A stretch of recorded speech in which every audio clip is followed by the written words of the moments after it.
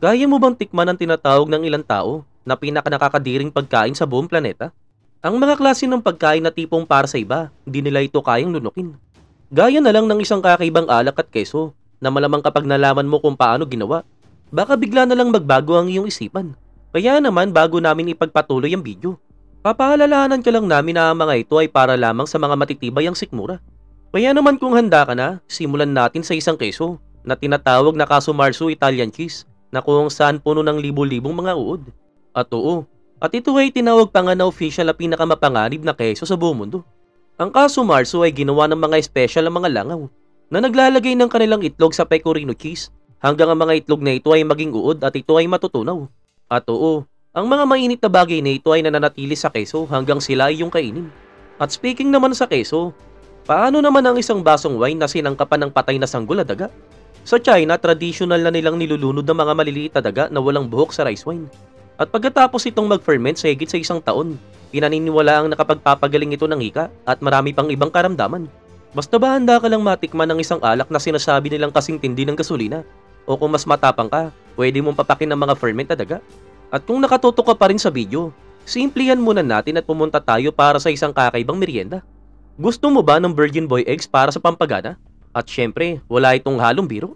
Sa ilang lugar sa buong mundo, kinokolekta ng mga nagtitinda ang mga ihi ng lalaki sa paaralan.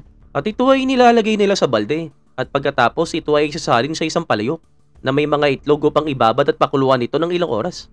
Ginagawa nila ito hanggang sa maging madilaw ang puti ng itlog at maging berde ang gitnang bahagi ng itlog. At ayon mismo sa ilang paniniwala, kung kakainin mo ito, hindi ka magkakaroon ng heat stroke. Ayon din sa iba, mga itlog na ito ay luto at ikaw ay nasa isang fragrance na mabuti para sa iyong kalusugan. At para naman sa mga taong malakas pa rin ang loob na panoorin ng video na ito, magpunta naman tayo sa seafood. Ang shiraku ay isang Japanese delicacy na puno ng similya ng isda.